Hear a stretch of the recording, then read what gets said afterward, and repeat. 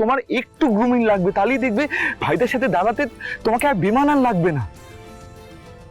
কুসুম, কাকিমণি তোমাকে শুধুই অসম্মান করে, আর সেটা তো তোমার খারাপ লাগে আমি জানি। তোমাকে কি কি বলেছে বলো তো কাকিমণি? ঈশান সাহেব, ছোট ম্যাডাম তো আমার সাথে এরকমই কথা বলেন, আর আমি ওনার কথা কিছু মনে করিনি বা ওনার কথা শুনে আমি এই বাড়ি থেকে বেরিয়ে যাইনি। কাকিমণি তোমাকে কিছু বলেনি সেটা আমি বুঝলাম, কিন্তু তোমার মুখটা শুকিয়ে গেছে কেন? কই কিছু না তো। ঠিক আছে, তাহলে তুমি ভাইদার জন্য পাচ্ছি খোঁজো, কিন্তু আমাকে যদি জিজ্ঞেস করো তাহলে আমি ভাইদার জন্য একটা পারফেক্ট মেয়ে খুঁজে রেখেছি।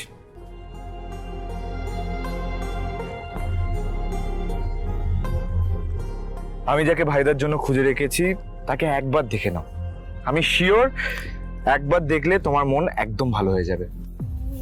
নাও। কি হলো? নাও, দেখো।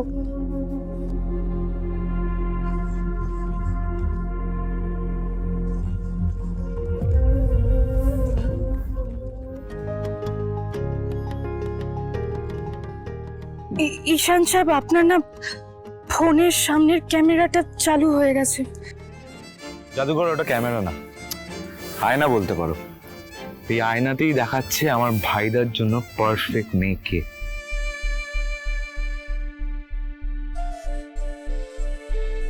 জাদুকর, জাদুকর, আমি ভুলতে পারি না সেই দিন যখন তুমি অনুশ্রীর গ্রামে ভাইদার স্ত্রী হয়েছিলে। তখন থেকে আজ পর্যন্ত আমার পক্ষে অসম্ভব হয়ে গেছে অন্য কাউকে ভাইদার স্ত্রী হিসেবে ভাবা।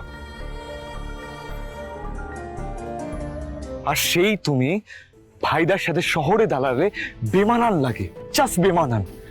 কাকিমণির মতন মানুষ তোমাকে তোমাকে কথা শোনায়। জাদুকর, জাদুকর, তুমি তো চেঞ্জ হতে পারো বলো, আমি তোমাকে সাহায্য করব, আমি তোমাকে সাহায্য করব। জাদুকর, জাদুকর, তোমার একটু গ্রুমিং লাগবে, তাহলেই দেখবে ভাইদের সাথে দাঁড়াতে তোমাকে আর বেমানান লাগবে না। কুসুম!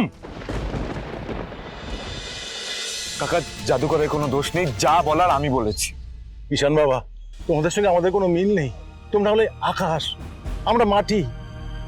তোমাদের দিকে তাকাতে গেলে মাথা উঁচু করতে হয়, হাত বাড়িয়েও তোমাদের ছোঁয়া যায় না। কাকা, আমার মনে যা এসেছে আমি তাই বলেছি। যদি কিছু ভুল বলে থাকি তাহলে আমাকে ক্ষমা করে না দিও। না না,